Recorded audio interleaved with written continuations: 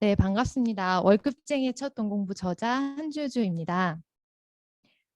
먼저 제 소개에 대해서 간단히 드리겠습니다. 저는 26살 때 이제 졸업을 하고 삼성전자에 입사를 해서 그때부터 이제 드디어 직장에 취업을 했으니 열심히 돈을 써보자라고 해서 영혼까지 끌어서 제가 탕진하는 소비를 그렇게 했었어요. 그러다가 보니까 제가 정신을 차리고 서른을 코앞에 두고 있었을 때 빚 마이너스 3천만 원이 저한테 그렇게 무거운 짐으로 이렇게 자리를 잡고 있더라고요. 그래서 그때 저는 빚 3천만 원을 지고 정신을 차려서 지금 현재는 그래도 조금 안정적인 느낌을 가지기까지 제가 다양한 투자의 경험을 가져왔거든요. 그래서 그 경험들이 부동산, 뭐 주식 투자, 비트코인 투자 이런 다양한 경험들이 제가 너무 소중해서 월급쟁이의 첫 돈공부라는 책을 쓰게 됐습니다.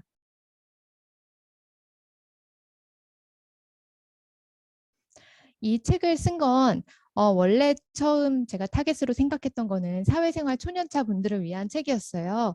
근데 이렇게 책을 쓰고 또 제 다양한 투자의 경험을 공유를 하다 보니까 직장 간부급이나 워킹맘 분들이나 또는 연륜 있는 고직급 분들에게도 이렇게 다양한 투자의 공감대를 형성할 수 있을 거다라고 생각해서 좀 그런 분들께도 도움을 드릴 수 있는 내용으로 제가 이렇게 책을 써봤습니다.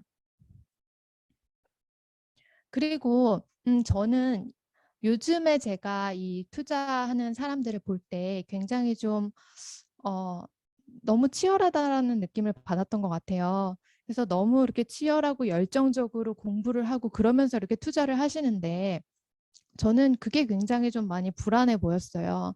왜냐하면 저는 굉장히 큰 폭락을 여러 번 겪어봤었고 그 투자의 롤러코스터도 경험을 했었고 하면서 그렇게 치열하게 투자를 했을 때 어떤 감정이 뒤따르는지를 결국 알고 있거든요.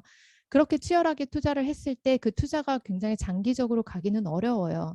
그리고 여기 계신 분들 제가 잠깐 소개를 들어봤는데 대체로 이제 월급쟁이 분들이시거나 아니면 뭐 좀 새로운 것들을 준비하시거나 뭐 그러신 분이신 것 같아요. 근데 그런 분들은 본업이 있으시잖아요. 그렇게 본업이 있으신 상태에서 굉장히 치열하게 투자를 한다라는 거는 펀드 매니저 분들처럼 투자를 한다는 거는 그 좀 본질적으로 불가능하고요. 그래서 저는 좀 여유롭고 마음 편하게 투자를 할 수 있는 방법이 있다라는 것들을 좀 독자분들께 보여드리고 싶어서 이 책을 썼고 강의를 좀 기획을 했습니다. 근데 먼저 투자를 하려면 사실 종잣돈이 필요하잖아요. 그럼 종잣돈을 모으기 위해서 저는 허리띠를 굉장히 이렇게 졸라매 본 적이 있었어요. 그렇게 허리띠를 졸라매고 하다 보니까 근데 문제가 있더라고요. 이 돈이라는 게 돈의 어원을 살펴보면 돌다라는 뜻이라고 해요. 돈은 이게 도는 거고 흐르는 건데 그 돈의 흐름을 꽉 이렇게 조여놓다 보면 거기 흐름이 막히기 때문에 진짜 빵빵하게 그 욕구가 차올라요. 그리고 그 욕구는 한 번에 이렇게 빵 터져버리기 쉽고요. 그래서 이렇게 종잣돈을 모으기 위해서 허리띠를 졸라매기만 한다라고 한다면 그게 그렇게 장기간 또 오랫동안 지속되기가 굉장히 어렵더라고요. 제가 해보니까 두세 달 정도 그렇게 절약을 하다 보니까 제가 좀 숨이 막힌다라는 느낌을 받았던 것 같아요. 그래서 저는 이제 무작정 절약하는 거 말고 다른 방법을 찾기 시작했어요. 그 다른 방법에는 이제 두 가지가 있는데요. 첫 번째는 제가 TV를 안 보기 시작한 거였어요. 이 TV를 안 보기 시작한 계기는 뭐였냐면 어떤 미국의 소비 관련된 그런 마케팅 하시는 분께서 연구 결과를 내신 걸 봤는데 거기서 보니까 TV를 보는 시간과 양이 소비와 많이 직결된다라는 그런 결과였어요. 그래서 그 연구 결과를 보고 나서부터 저는 TV를 딱 끊었어요. 근데 TV를 끊으니까 좋은 게 제가 뭔가 항상 반드시 필요한 것들이 막 있었거든요. 근데 그 반드시 필요한 것들이 정말 많이 없어졌다라는 걸 느꼈고요. 그리고 TV를 보다 보면 내가 그렇게 배가 고프지 않은데도 먹고 싶은 것들이 생기잖아요. 그런 것들도 이제 욕구에서 좀 자유로워졌던 것 같아요. 그러면서 이게 진짜 내가 원하는 것인지를 조금 더 생각을 해보게 됐고요. TV뿐만 아니라 당시에 SNS와도 좀 거리를 두면서 그렇게 좀 절약은 자연스럽게 제 삶으로 녹아들었던 것 같아요. 그리고 두 번째로 제가 선택했던 삶의 철학은 미니멀리즘의 삶의 철학인데 요것도 마찬가지로 좀 제가 이렇게 애쓰지 않고도 절약이 가능할 수 있도록 해준 제 삶의 철학이었어요. 이걸 제가 시작을 하게 된 계기는 제 책에도 쓰기는 했는데 제가 공간의 아름다움을 좀 새롭게 인식을 하게 됐어요. 원래 제가 생각했던 공간은 항상 물건을 위한 공간이었던 것 같아요. 하지만 우리가 사는 공간은 물건을 위한 곳이 아니라 사람을 위한 곳이다라고 생각하면서 그 좀 텅 빈 공간의 그런 여유로움을 제가 만끽하기 시작했어요. 그러면서 이제 물건들을 하나하나 정리를 하다 보니까 여기에서 또 부수적으로 저한테 좋은 영향을 주는 것들이 발생을 하더라고요.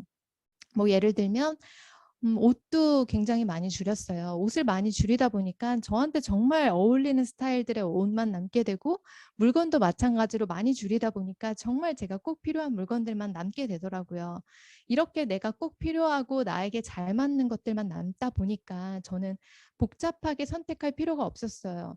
너무 단순하고 심플해지고, 점점 그러다 보니까 제 마음이 맑아졌달까요? 그랬던 것 같아요. 그래서 이렇게 복잡한 선택지로부터 탈출하면서 저는 시간과 에너지를 굉장히 많이 세이브를 할 수가 있었어요. 그렇게 시간과 에너지를 세이브했으니까 제가 또 그걸로 뭔가를 또 새로운 걸 시작을 했죠. 저는 이제 돈 공부를 시작을 했는데요. 그 남는 시간과 에너지로 정말 다양한 책들을 읽고 경제 기본기를 쌓아가기 시작했어요. 제가 당시에 경제 경영 관련된 한 200여 권의 책을 읽었던 것 같은데, 근데 이때는 정말 어쩔 수가 없었어요. 지금은 투자 정보도 많고 좋은 조언을 해주시는 진짜 연륜 있는 분들이 많으시잖아요. 유튜브 같은 데 봐도. 하지만 제가 처음 투자를 공부를 하기 시작했을 때가 아마 2013년도 정도였을 거예요. 근데 그때를 혹시 기억하시는지 모르겠지만 굉장히 이렇게 디플레이션이 심했던 시기였고, 그 당시에 투자하시는 분들이 거의 없었어요. 그러다 보니까 제가 투자를 제대로 공부할 수 있는 길은 이렇게 책을 읽는 것밖에 없었어요.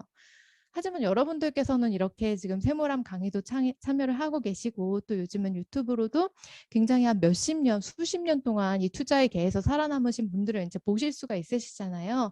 그렇기 때문에 직접적으로 투자를 하시면서 관심 영역을 넓혀가시는 그런 방법도 쓰실 수 있으시다고 저는 생각을 해요. 그래서 그런 지금 월급쟁이로서 현실적으로 바로 적용해 볼 수 있는 그런 투자의 방법이 무엇일까 제가 이 자리에서 좀 설명을 해드리고 싶어서 준비를 했는데요. 아마 가장 먼저 투자를 하신다라고 하면 주식 투자를 생각을 하실 것 같아서 제가 주식 투자 위주로 많이 준비를 했어요. 왜냐하면 부동산 투자나 코인 투자를 하신다라고 해도 저는 주식 투자랑 본질은 비슷하다고 생각을 하거든요. 그래서 지금부터 주식 투자에 대해서 좀 말씀을 드릴게요. 주식 투자를 시작을 할 때 아마 이런 여러 가지 다양한 편견들을 가지고 계실 것 같아요. 주식 투자는 너무 어렵고 복잡하다.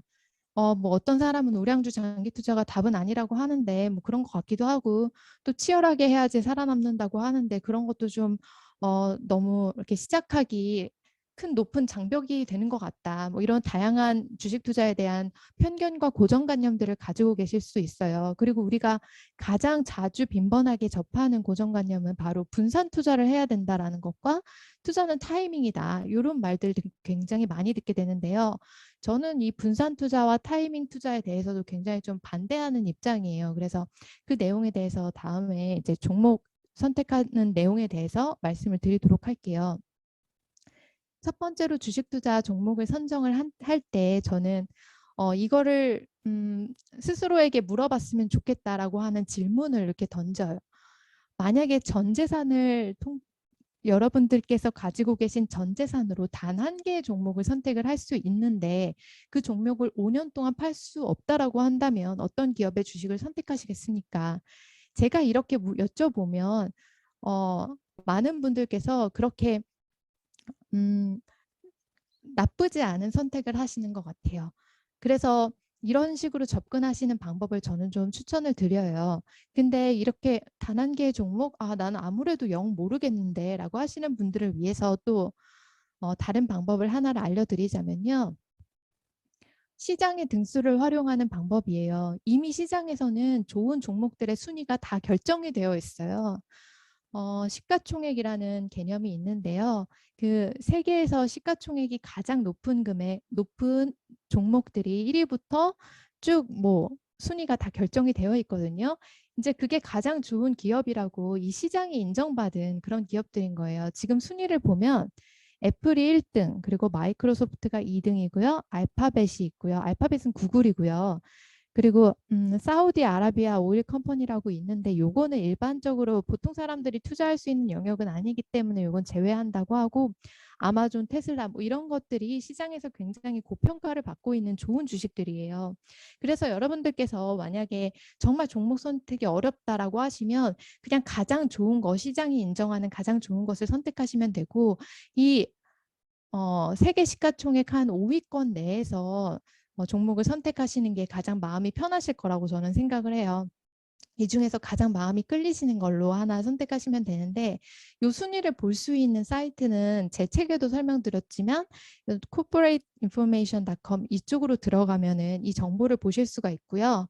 그건 이렇게 사이트 접속하면 이런 메인 화면이 뜨실 거예요. 거기서 이 톱백 리스트를 확인을 하시면 됩니다. 그래서 이런 시가총액의 그런 순위를 생각을 하셔서 가장 좋은 종목을 선택을 하신다면 크게 이렇게 벗어나는 투자를 하지 않으실 거예요. 왜냐하면 우량주 투자를 한다라고 했을 때 그 문제가 되는 게 뭐냐면요.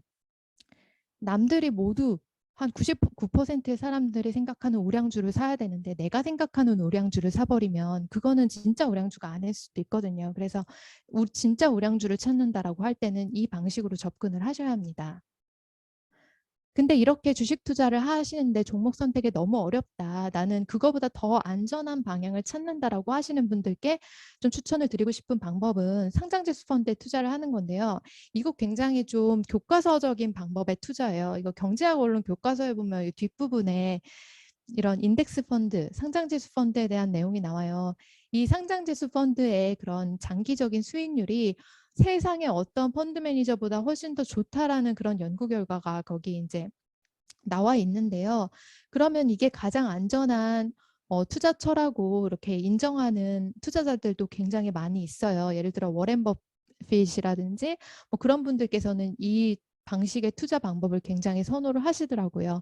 그래서 그렇게 추천해 드릴 수 있는 상장 지수 펀드 2개는 뭐 요즘에 유명한 거는 나스닥 상위 100 종목 지수에 추종하는 그런 QQQ라는 ETF예요. 그리고 두 번째로 제가 추천을 드릴 거는 S&P 500 종목 지수를 추종하는 SPY라는 상장지수 펀드예요. 이 2개의 펀드는 주식을 사고 팔듯이 그렇게 사고 파실 수 있기 때문에 저는 괜찮은 투자라고 추천을 드립니다. 근데 아무리 그렇게 좀 괜찮은 투자를 선택을 하셨다라고 한다도 이때 지금 그래프에서 보시면 2008년도에 어떤 일이 있었나요? 2008년도 그 전고점 회복을 하는데 거의 5년 정도의 시간이 걸렸거든요. 이런 일이 발생할 수 있다는 거 항상 염두에 두시고 투자를 시작을 하셨으면 좋겠어요. 이런 기간에 어떻게 투자를 해야 되냐 되게 막막하실 수도 있는데요. 이게 월급쟁이가 투자를 할 때 굉장히 저는 좋은 포인트라고 생각해요. 월급쟁이 분들은 일단 시드머니가 많지 않은 상태에서 월급을 가지고 다달이 주식을 사시는 경우가 많으실 텐데, 물론 이미 자본이 엄청 많으실 수도 있겠지만요. 근데 대부분 월급쟁이의 경우는 그렇게 투자를 하는 걸로 알고 있어요. 저도 그렇고요. 그래서 이렇게 차근차근 이렇게 하락기에도 계속 주식을 월급으로 사서 모을 수 있는 그런 장점이 있어요. 그래서 오히려 이 기회가 앞으로의 그런 자산을 늘리는데 더 좋은 기회가 될 수 있기 때문에 그런 것들을 활용을 해볼 수가 있어요. 이 QQQ 펀드도 마찬가지일 거예요. 지금 여기는 2008년도에는 이 아마 지수 펀드가 없었기 때문에 여기에 나오지 않는데 비슷한 일이 일어나요. 모든 주식의 종목들에 대해서 이렇게 위기가 닥치면 하루에 30%씩 떨어지거든요. 그런 상황 속에도 내가 이렇게 매수를 할 수 있는 그런 좋은 주식 종목을 선택하는 것, 그리고 좋은 상장지수 펀드를 선택하는 것, 이 선택이 저는 가장 중요하다고 생각해요. 그렇게 해서 주식 종목을 선택하실 때 너무 치열하게 열심히 하실 필요가 없어요. 이미 시장에 다 좋은 거 있다고, 좋은 거에 순위가 나와 있다고 말씀을 드렸는데, 그처럼 시장과 맞서 싸워서 내가 열심히 뭔가를 쟁취하겠다라고 생각하지 마시고 그냥 시장에서 좋다고 시장에서 좋다고 말하는 거, 그런 것들 선택하셔서 마음 편하게 저는 투자를 하셨으면 좋겠어요. 그리고 투자를 하시면서 그러면 별로 뭐 하실 게 없으실 거예요. 왜냐하면 좋다고 말하는 거 사놓고 그냥 버티기 전략으로 하신다라고 하면 투자하는데 거의 쓰이는 시간은 없어요. 그래서 선택은 시장에 맡기시고 그 남는 시간에는 좀 여유를 즐기시는 게 어떨까 저는 그렇게 생각을 합니다. 그리고 두 번째로 말씀드릴 거는 주식 투자를 종목을 방금 선택하는 거에 대해서 말씀드렸잖아요. 이제 두 번째로 말씀드려야 되는 거는 사고 파는 타이밍은 그럼 어떻게 할 것인가, 이 부분에 대해서 궁금하실 수가 있으실 것 같아서 말씀을 드려요. 사고 파는 타이밍은 결론적으로 봤을 때 알 수 없다. 그거는 아무리 어떤 전문가가 와도 그 타이밍은 알 수가 없어요. 근데 알 수가 없는데 많은 전문가들은 그 타이밍을 굉장히 이렇게 맞추려고 애를 많이 쓰죠. 그리고 저점에 매수하려고 많이 애를 쓰는데 그 저점에 매수하려는 노력은 항상 실패해요. 왜냐하면 그 저점은 먼 미래에는 알 수 있는 거거든요. 그때가 저점인지 아닌지 시간이 좀 지나봐야지 알아요. 현재 이 상황에서는 저점인지 고점인지 알 수 없어요. 그래서 이제 월급러가 투자를 하신다라고 할 때 그런 이렇게 타이밍적 투자를 하시면 굉장히 시간 대비 효율성이 적은 투자가 되실 거예요. 근데 월급쟁이 투자자들은 장점이 있는 게 이 다달이 또 이렇게 주식을 사서 모으실 수가 있잖아요. 그렇기 때문에 여기 타이밍에서 오는 위험도가 그렇게 좀 많이 저는 해지가 된다고 생각해요. 자연스럽게요. 그럼 이제 시장에서는 타이밍을 말씀을 하시는데 이렇게 전문가분들은 많은 이야기들을 하세요. 예를 들어 뭐 지금 너무 올랐다, 저평가되어 있다, 뭐 이런 말씀들을 하시는데 제가 시장에 나오는 말 중에서 좀 제일 싫어하는 말이 하나가 있어요. 이 단기적 고점으로 차익을 실현해야 될 때다. 제가 이 얘기가 너무 듣기 싫어가지고 경제 TV를 거의 안 보거든요. 이게 바로 적지만 확실한 수익을 원한다의 다른 말이에요. 근데 이렇게 적지만 확실한 수익을 얻을 만한 그런 종목들을 애초에 내 그런 포트폴리오에 담는다는 것부터가 저는 굉장히 불안한 선택인 것 같아요. 그래서 그 애초에 처음에 종목을 선택하실 때 확실한 종목을 선택하시고 타이밍은 너무 신경 쓰지 마시고 내가 돈이 생길 때 산다라는 그런 방식으로 접근하시는 게 좋을 것 같아요. 타이밍은 전문가도 알 수 없다. 그게 제 생각입니다. 근데 전문가들에 비해서 아마추어 투자자분들께서 가진 굉장한 또 장점이 있어요. 그 아마추어 투자자들의 장점은 두 가지예요. 첫 번째는 앞서 말씀드렸듯이 종목 선택할 때 굉장히 좀 직관적으로 선택을 하실 수 있어요. 아, 내가 이 시가총액 1위부터 5위, 4위에서 이게 가장 좋아 보여라고 해서 하나 찍어서 그 주식을 하나를 가지고 전략적으로 계속 사서 모으는 방식으로 하실 수 있거든요. 그리고 이제 두 번째 아마추어 투자자의 장점은 뭐냐면 그 하나를 사서 투자를 하는데 굉장히 오랜 시간 그 주식을 보유할 수가 있어요. 근데 전문 투자하시는 분들께서는 이 두 가지가 다 불가능해요. 첫 번째로 직관적으로 종목을 선택한다라는 거는 절대 불가능하고요. 두 번째로 그렇게 장기적으로 보유한다라는 것도 불가능해요. 왜냐하면 기관 투자하시는 분들께서는 그 투자금의 대부분이 차입금이시거든요. 그러니까 외부에서 그게 단기적이든 장기적이든 빌린 돈이기 때문에 그렇게 본인이 자유롭게 투자하실 수가 없는 거예요. 그래서 여러분들께서는 그런 기관 투자자들이 하는 그런 어려운 종목 분석이라든지 타이밍 분석이라든지 뭐 그런 뭐 재무제표를 본다든지 그런 어려운 것들을 할 필요가 없으신 거예요. 그거보다 훨씬 더 좋은 두 가지의 장점을 가지고 있기 때문이에요. 그래서 그런 본인의 장점을 잘 활용을 하셨으면 좋겠어요. 그럼 이제 주식은 언제 팔아야 되냐, 이게 또 궁금하시죠? 제가 주식 투자를 할 때 친구들한테 많이 들었던 얘기는 야, 너처럼 주식을 사서 모으기만 하면 도대체 주식을 언제 팔아서 언제 써? 라는 말을 되게 많이 들었거든요. 어, 그래서 저는 되물었어요. 그러면은 그거를 주식을 팔아서 너는 뭘 하고 싶은데? 라고 물어봤어요. 그랬더니 이제 친구들은 보통 이런 답변을 해요. 아, 그 주식을 팔아서 좀 맛있는 것도 먹으러 다니고 여행도 다니고 좀 명품도 사고 그렇게 좀 행복하게 즐겨야 되는 거 아니겠어? 그렇게 말을 하는데 근데 가만히 제가 돌이켜 놓고 생각하면 여행을 하고 명품을 사고 그럼 맛있는 거 먹으러 돌아다니고 뭐 이런 것들은요. 사실 월급으로도 충분히 할 수 있는 부분이에요. 내가 지금 만들어가고 있는 그 자산을 굳이 팔지 않더라도 월급 한 3-4개월 정도 열심히 모아서 여행을 갈 수도 있는 거고 월급 한 4-5개월 정도 모아서 명품을 살 수도 있는 거예요. 그래서 그런 이유 때문에 주식을 파는 거는 저는 저한테는 맞지 않는다라고 생각을 했어요. 그래서 저는 주식을 어떤 경우에 파느냐 그거에 대해서 그래서 말씀을 드리려고 해요. 제가 생각하는 주식 매도의 타이밍은 첫 번째는 실거주 부동산을 매수를 할 때예요. 실거주 부동산을 매수한다라는 거는 저는 투자 이상의 의미가 있다라고 생각해요. 왜냐하면 실거주 부동산은 필수제거든요. 우리 가정이 좀 안락하게 안정된 삶을 살 수 있게 하는 그런 필수적인 삶의 공간이에요. 그렇기 때문에 저는 투자의 관점을 좀 초월한다고 생각해요. 뭐랄까 많은 이렇게 투자자분들께서 주식 투자에서 재미를 보신 분들께서 아 부동산 그거 뭐 돈이 되나 뭐집 사는 게 돈이 되나 이렇게 말씀하시는데 부동산은 저는 좀 그런 관점으로 생각하지 않는 편입니다. 저는 제가 생각하는 부동산은 실거주 부동산에 좀 가깝고 그거는 나의 안락한 삶을 위한 필수제다. 이렇게 접근을 하기 때문에 그런 실거주 부동산을 살 때는 제가 가지고 있는 주식을 저는 다 팔 수도 있다. 그런 마음가짐으로 투자를 했었던 것 같아요.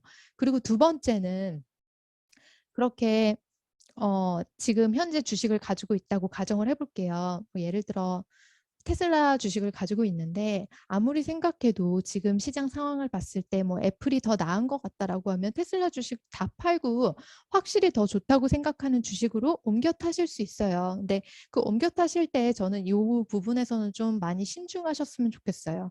뭐 반대의 경우도 있을 수 있어요. 왜냐면 애플 주식을 가지고 있는데 아무래도 테슬라가 난 정말 더 확실해 보인다. 그러신 경우에는 그냥 애플 주식 다 팔고 테슬라 주식으로 옮겨 타실 수도 있는 거예요. 그렇게 확실히 더 좋은 주식이나 자산을 사실 때는 주식을 매도하실 수도 있어요. 하지만 이 부분 하실 때는 좀 상당히 신중하게 접근하시는 거 저는 더 추천을 드립니다. 그리고 상황에 따라서 이거는 제 책에는 쓰지 않았던 내용인데 확실히 더 좋은 자산이요. 현금이 될 때도 있어요. 여기 제가 그래서 현금 그림을 넣어놨는데요. 확실히 더 좋은 자산이 현금일 때는 언제냐면요. 그 현금이 빛을 발하는 때는 바로 금융위기 때예요. 금융위기가 오면 현금이 굉장히 빛을 발하죠.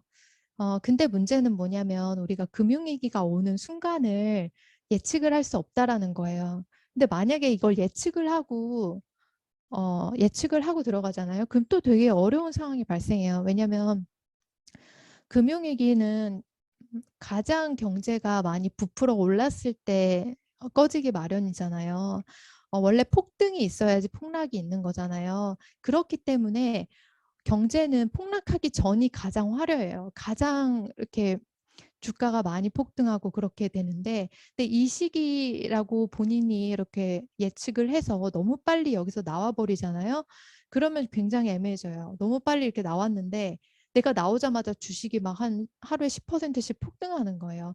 그러면 또 애매한 순간에 또 다시 주식에 들어가 버릴 수가 있거든요. 그래서 이런 타이밍은 예측할 수도 없을 뿐더러 그 마지막 순간이 그 폭락하기 전에는 가장 화려하기 때문에 그런 측면에서 봤을 때 여길 빠져나온다라는 것도 굉장히 좀 저는 어렵다라고 생각을 해요.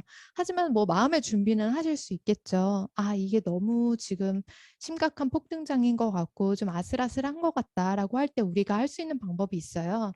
어, 미리 출구 근처로 가서 운동화 끈을 매면서 나갈 준비를 하는 거죠.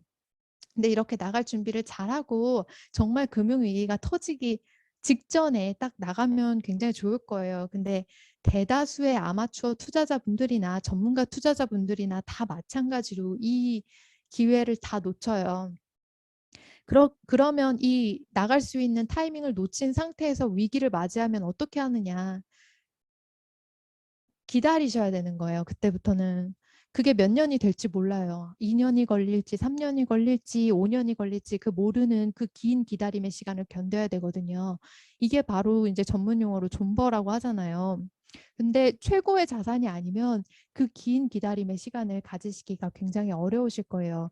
그래서 제가 가장 먼저 말씀드렸던 그 종목 선택할 때, 그 종목 선택할 때 최고의 자산을 선택을 하시고, 이게 폭락을 하더라도 나는 자신 있게 더 들어갈 수 있다라고 생각하는 그런 자산을 애초에 사셔야 돼요. 그렇기 때문에 이게 종목이 너무 많으면 안 돼요. 그러면은 선택이 굉장히 혼란스러워지거든요. 그래서 그 긴 기다림의 시간을 견디신다라고 하면 반드시 이제 좋은 투자의 결과를 몇 년 후에 그 결실을 얻으실 수가 있으실 거예요. 근데 그렇게 하루에 30%씩 막 폭락하잖아요. 저는 그런 경험을 가져본 적이 있었거든요. 제가 언제 가장 힘들었었냐면 제가 비트코인 투자를 했었던 적이 있었어요. 근데 적지 않은 금액이었고 그때 나이가 34살이었는데 한 1억 4천 정도를 제가 비트코인을 샀었어요. 근데 그 나이에 그 금액으로 비트코인을 산다라는 거는 어, 굉장히 크게 지른 거잖아요. 저는 비트코인 정말 그 정도로 확실하다고 생각하고 그 당시에 들어갔었어요. 저는 내가 최소한 이거를 2년 이상은 가지고 보유하고 가겠다라는 생각으로 들어갔었거든요. 근데 들어가고 몇 주 안 됐을 때, 한 몇 달 안 됐을 때 이 비트코인 가격이 폭락하기 시작해서 1억 4천만 원이었던 투자 자금이 한 6천만 원까지 가더라고요. 그러니까 마이너스 8천만 원 정도까지 갔었던 것 같아요. 거의 1억 가까운 돈이 제 눈앞에서 이제 사라지는 걸 경험을 했었는데 그때 굉장히 불안하고 마음이 조급해지더라고요. 그래서 막 좀, 내가 이러다가 좀 사고를 치겠구나. 그런 생각을 할 정도로 마음이 많이 불안했었어요. 근데 그 불안한 마음을 좀 이제 누그러뜨리는 시간을 많이 가졌어요. 근데 여기에서 어떤 이성도 개입이 안 되거든요. 내 막 심장이 뛰고 잠도 안 오고 불안하고 내가 지금 죽어버릴 것 같은 그런 상황인데 그때 저는 좀 제 스스로에게 이런 말들을 해줬어요. 이거 괜찮아, 괜찮아. 이런 말들을 되게 많이 해줬었어요. 근데 왜냐하면 사실 정말 괜찮거든요. 우리가 투자를 한다라는 거는 아무리 폭락이 있고 아무리 폭등이 있다라고 한다고 해도 그게 이렇게 총칼을 메고 전쟁터로 가는 거는 아니에요. 그런 식으로 우리가 목숨을 걸고 하는 건 아니에요. 투자는. 투자에서 망한다고 할지라도 죽지 않아요. 그렇기 때문에 우리는 투자해서 실패를 해도 사실 괜찮아요. 그렇게 본인을 괜찮다라고 마음을 다독이신다면 그 조급한 마음을 조금 가라앉히실 수 있을 거예요. 그 마음을 좀 가라앉히고 나면 그때부터 이제 이성이 작동하기 시작해요. 그 이성이 작동하는 시기부터는 이제 그때부터 포트폴리오를 점검을 하고 이제 내가 여기서 손절을 할 것인지 아니면 장기 보유로 이제 갈 것인지에 대해서 그때 의사결정을 하셔야지 이 마음이 막 불안한 상태에서 의사결정을 하시면 그건 반드시 틀려요. 제가 이렇게 시간이 지나고 나서 제 투자에 대해서 좀 많이 돌아보면서 그런 조급한 마음을 어떻게 컨트롤하는 것이 좋을까 이걸 되게 많이 생각했어요. 저는 투자를 워낙 오래 했었어요. 제가 가장 먼저 투자를 했었던 시기가 2007년도 정도였는데 그 당시가 이제 제가 대학교 때 주식 투자 동아리를 활동하면서부터였거든요. 그 시간 동안 굉장히 오랫동안 겪어서 지금에 와서 보니까 그 마인드 컨트롤 하는 게 가장 힘들었던 부분이었어요. 그래서 제가 당시에 일기장에 썼던 내용을 잠시 읽어드릴게요. 내 짧은 경험상 투자에 있어서는 서둘러야 할 때보다 기다려야 할 때가 훨씬 많았다. 서둘러야 할 때는 거의 없었다. 만약 서두르지 않아서 기회를 놓쳤을 때라면 더욱더 충분히 기다림의 시간을 갖는 것으로 극복할 수 있었다. 앞으로 나는 기다릴 것이다. 그리고 충분한 기다림 끝에 결정할 것이다. 서두르지 않을 것, 조급하지 않는 것 같은 말이죠. 방향이 옳았다면 오랜 시간을 기다리는 것. 이것이 나의 투자 철학이다. 기다림은 조급함보다 훨씬 더 큰 삶의 유익을 가져다 준다. 조급하여 기다리지 못했던 때가 많이 후회도 된다. 그래도 좋은 경험이었다. 그 경험을 통해 지금의 깨달음을 얻었으니까. 여기서 강조하고 싶은 건 요 세 가지예요. 서두르지 않을 것, 조급하지 않는 것, 그리고 마지막이 가장 중요한데 방향이 옳았다면 오랜 시간을 기다리는 거예요. 앞서 말씀드렸듯이 그런 식으로 종목을 선택을 하셨다라고 한다면 오랜 시간 기다리셔도 돼요. 왜냐하면 방향이 옳았으니까요. 방향이 옳았다면 오랜 시간을 기다리면서 여러분들이 지금 하고 계신 그 본업에 집중을 하시면 되는 거예요. 그 주식 잠깐 잊으셔도 돼요. 좋은 것들은요, 알아서 시간이 되면 다 오르거든요. 내가 그렇게 열심히 시세창을 들여다보지 않더라도 주식은 자연스럽게 언젠가는 회복이 될 거예요. 그래서 방향이 옳다면 여러분들께서는 본업과 그리고 하시는 관심사나 즐거운 일들에 그렇게 집중을 하시면서 오랜 시간을 기다리실 수 있어요. 그런 것들은 반드시 나중에 보상이 될 거예요. 제가 오늘 말씀드린 내용에 대해서 요약하고 마무리를 할게요. 첫 번째 이제 종잣돈 모으는 거에 대해서 말씀을 드렸는데, 종잣돈 모을 때 무작정 허리띠를 졸라매는 거는 어려웠어요. 그래서 이제 텔레비전을 끊고 미니멀리즘의 삶의 철학을 선택을 했어요. 미니멀리즘의 삶의 철학을 선택하면서 제가 선택을 하는 거에 대해서 약간 선택 장애가 있는 사람인데, 그 선택의 에너지를 많이 세이브를 하다 보니까 좀 시간이 생겼어요. 그래서 그 시간 동안에 저는 돈 공부를 시작했어요. 경제 경영 등의 굉장히 많은 책들을 읽었고 경제 기본기도 쌓아갔어요. 그 과정을 통해서 저는 지금 이제 투자에 제 철학을 이렇게 성립을 하게 됐고, 그리고 나서는 투자를 하면서 제 관심 영역을 넓혀가기 시작했어요. 그리고 세 번째로 이제 주식 투자를 이제 시작을 하신다라고 하면 그 편견을 내려놓으시는 거, 그걸 저는 중요하게 강조를 해요. 치열하게 해야 살아남는 거, 열심히 해야 살아남는 것 아니고요.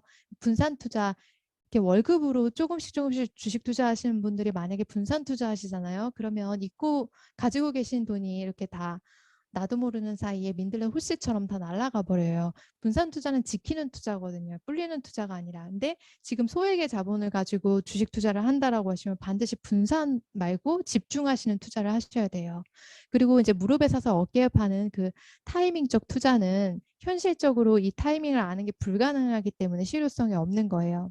종목 선정을 하실 때는 그 제가 두 가지를 말씀드렸는데, 하나는 시가총액, 세계 시가총액 상위 종목으로 접근을 하시라고 말씀을 드렸고, 그게 싫다라고 하시면 ETF 투자로 이렇게 선택을 하시는 방법도 있어요. 좋은 ETF라고 말씀드리는 거는 QQQ나 SPY, 요 두 가지 ETF가 좀 인기가 많고 그리고 안정적이다라고 해서 추천을 드려요. 다섯 번째는 주식 투자 타이밍은 알 수 없기 때문에 전문가들 말에 너무 이렇게 의존하지 말고 일희일비하지 마시고요. 아마추어 투자자인 본인들의 감을 믿으시고, 저는 아마추어 투자자분들께서 전문가 투자자들보다 훨씬 더 나은 그런 장점을 가지고 계시다고 생각해요. 그 장점은 종목을 이제 우리가 직관적으로 선택할 수 있다라는 것과 시간을 장기적으로 보유할 수 있다는 거예요. 그리고 여섯 번째로 말씀드린 거는 주식은 언제 파나는 이제 내 집 마련을 할 때 이제 주식을 파실 수 있겠고요. 더 좋은 자산으로 갈아타실 때 주식을 또 매도하실 수가 있을 거예요.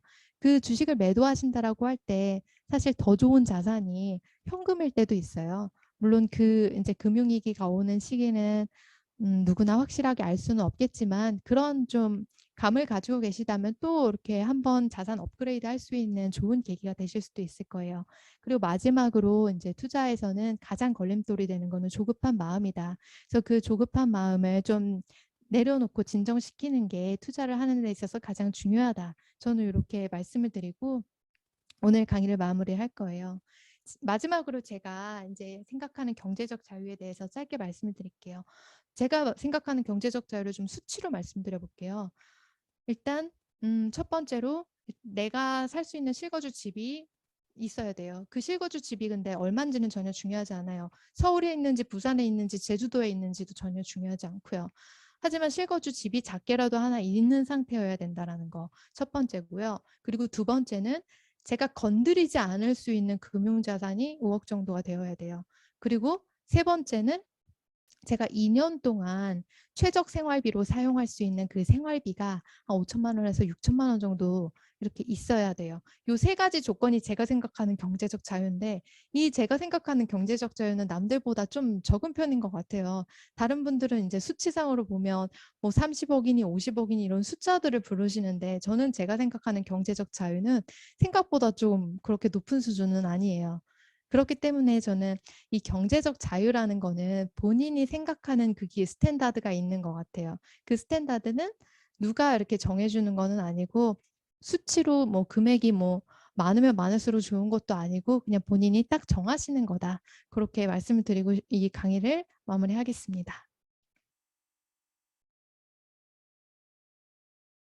네. 저는 처음에도 말씀드렸지만 투자 너무 열심히 하지 마시고요. 투자 열심히 한다고 해서 그게 결과로 귀결되는 거 아니거든요. 열심히 공부한다고 해서 투자를 잘할 수 있을 것 같았으면 이미 그 하버드 대학 나온 경제학과 그분들이 가장 투자를 잘했어야 되는데 결코 그렇지가 않거든요. 오히려 정말 하루 종일 뭐 식당에서 이렇게 일을 하시고 그러면서 굉장히 보수적으로 투자를 하시고 그러면서 주식 사고 파는 거 잘 못하고 귀찮아서 안 하신 그런 아주머니들이 훨씬 더 저는 주식 투자를 잘할 수 있다고 생각하거든요. 그렇기 때문에 그 주식 투자 때문에 너무 머리 아파하지 마시고 골치 아파하지 마시고 좀 직관적으로 종목을 선택하셔서 장기적으로 보유하시고 그런 방법을 선택하셨으면 좋겠어요.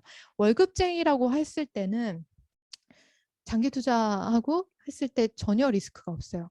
왜냐하면 지금 주가가 만약에 내년에 좀 위험하다고 하거든요. 내년에 뭐 좀 많이 뭐 폭락이 올 수도 있다. 내후년에 올 수도 있다. 이런 그 의견들이 많이 나오는데 월급으로 투자하신다고 그랬으면 그 폭락은 오히려 저는 기회가 될 수 있다고 생각해요. 저도 그거의 경험자였고요.